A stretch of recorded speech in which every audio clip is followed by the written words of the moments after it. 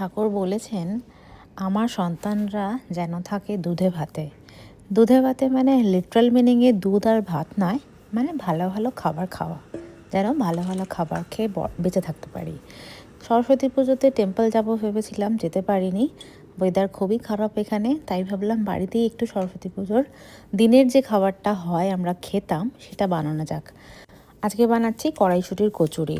তো কড়াইশুঁটির কচুরির জন্য লাগে সাধারণত কড়াইশুঁটি আর ময়দা মাখা।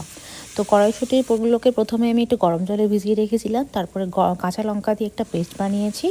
এদিকে ছোট একটা বাটিতে আমি আদা বাটা, জিরে আর ধনে দিয়ে সেটাকে একটা পেস্ট বানিয়ে রেখেছিলাম।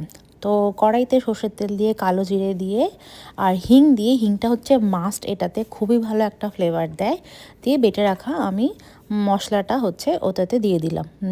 গ্রিন পিসের যে পেস্ট সেটা দিয়ে দিলাম, দিয়ে তারপরে সেটা আমি দেখুন ধীরে ধীরে ওটা কড়াইটা থেকে ছেড়ে যায়, মানে যখনই ওটা কুক হয়ে যায় কড়াইটা থেকে ধীরে ধীরে ছাড়তে থাকে।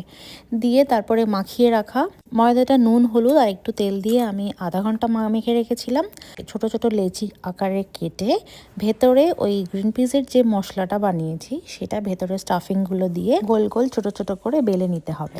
এবার ধীরে ধীরে আস্তে আস্তে ভাজতে থাকা। তো এটা গ্যাসটা একদম তেলটা ভালো গরম হলে তবেই এগুলো মানে কচুরিটা খুব ভালো ফুলবে। আর সাথে ছিল নতুন আলুর দম, কারণ এখন তো শীতকালে নতুন আলু বেরোয়, সেই বেবি পটেটোসগুলো দিয়ে দম বানিয়েছিলাম।